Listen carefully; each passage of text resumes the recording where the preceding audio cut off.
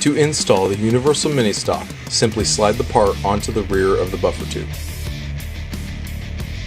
Take your Allen key and set screws and install the rear screw first.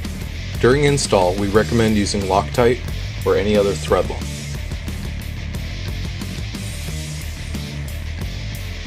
Next, install the front set screw.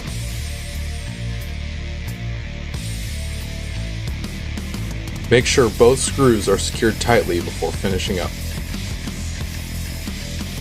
Thanks for watching. Make sure to like and subscribe. Also, follow us on Facebook and Instagram where we do weekly giveaways.